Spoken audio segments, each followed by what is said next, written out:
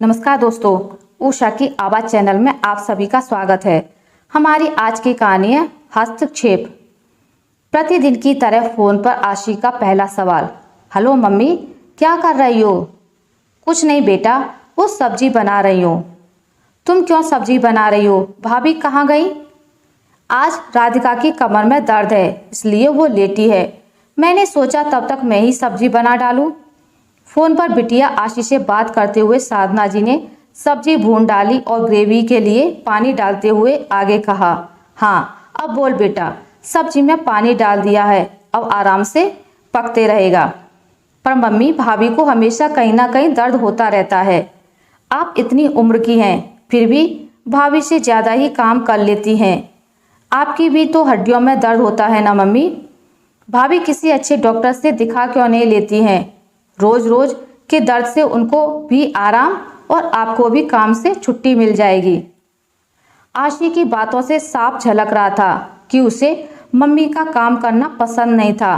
वह कई बार पहले भी कह चुकी है कि अब आपकी उम्र नहीं है काम धाम करने की, अब तो आराम किया करो मम्मी।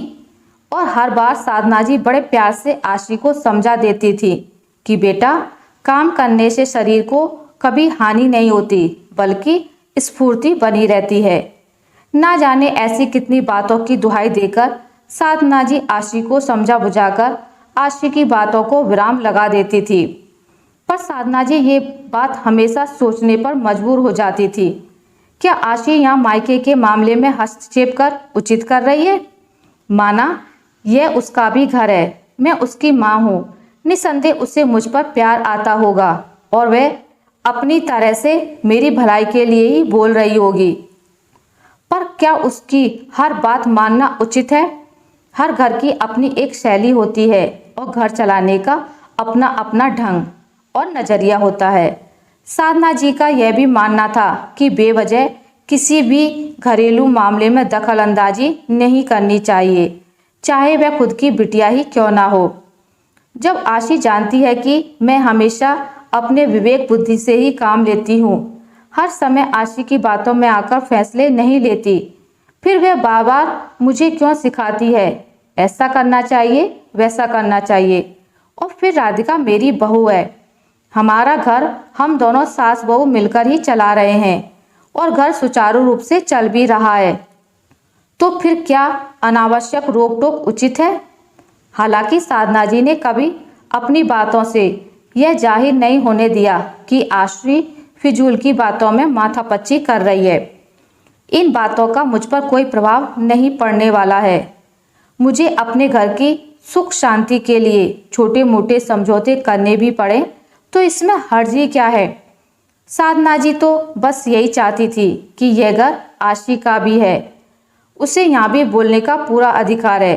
पर मायके में भी ऐसी कोई बात नहीं बोलनी चाहिए जिससे आपसी रिश्तों में मनमुटाव हो जाए और इसका असर रिश्तों पर दिखने लगे। साधना जी और राधिका सास बहू भी आपस में बहुत दोस्ती वाले व्यवहार से रहती थी। आपसी हंसी मजाक बातों में अपनापन, कहीं ना कहीं साधना जी की व्यवहार कुशलता और अपनापन इस रिश्ते पर काफी मजबूत पकड़ बना ली थी। और कहीं ना कहीं राधिका भी भले ही काम में थोड़ी सुस्त जरूर थी, पर व्यवहार में साधना जी को भी उसने कभी शिकायत का मौका नहीं दिया। इसलिए सास बहू में काफी अच्छी तालमेल थी। काफी दिनों से साधना जी के मन में एक बात चुभती थी और इस बात को साधना जी बड़े धैर्य पूर्वक और प्यार से बेटी आशी को समझाना चाहती थी। उन्हें लगता था बातों ही बातों में कहीं आशी राधिका को मेरा पक्ष लेकर या अपने ससुराल से तुलना कर कुछ ऐसी बातें ना बोल दे जिससे ननद भाभी व हम सास बहू के रिश्तों में भी दरार आ जाए। क्योंकि आशी कई बार मजाक में साधना जी को ऐसा बोल चुकी है कि मम्मी, भाभी बहुत चालाक हैं, आपकी तारीफ कर करके आपसे काम करवा लेती हैं। अब आशी को कौन समझाए कि राधिका चालाक है तो मैं भी बेवकूफ़ नहीं हूँ। घर परिवार चलाने के लिए थोड़ी बहुत बेवकूफ़ी करना भी गलत नहीं होता, और ऐसी बेवकूफ़ी जिससे कोई हानि ना हो। जैसे ही अगले दिन आशी का फोन आया। पहला सवाल, क्या कर रही हो मम्मी? व्यंग में आशी ने पूछा, आज बहू के लिए क्या बनाया है? बस जैसे साधना जी इसी प्रश्न के इंतजार में थी। आज उन्होंने सोचा अच्छा मौका है आशी को समझाने का। उन्होंने बात को ना घुमाते हुए स्पष्ट रूप से कहा, कैसी बात कर रही है आशी? ये हमारे घर की व्यवस्था है बेटा। हम दोनों सास बहू आपसी सामंजस्य से मिल बांट कर खाना बनाते हैं और बहुत अच्छे ढंग से घर चल रहा है बेटा। और मुझे कुछ भी होता है तो संभालने वाली मेरी बहू राधिका ही तो होती है। अब बूढ़ी हो गई हूँ ना, वो तो मैं काम कर कर के इतनी एक्टिव रहती हूँ कि आसानी से बीमार नहीं पड़ती। पर जब भी मेरी तबीयत खराब होती है तो राधिका ही तो मेरी देखभाल करती है और आगे भी कौन है, वही तो करेगी। उससे मिलकर रहने में हर्ज क्या है? हम सास बहू एक दूसरे का पूरा ध्यान और ख्याल रखते हैं। तो तू यह रोज रोज इस विषय पर बातें ना किया कर बेटा। इस विषय पर बात करने के लिए मैं और राधिका सक्षम है। तू फिजूल में टेंशन ना लिया कर और मायके में अनावश्यक हस्तक्षेप ना किया कर। हो सकता है बेटा तुझे मेरी बात बुरी लगी हो। ये घर बेशक तेरा भी है पर यह घर बहू का भी है।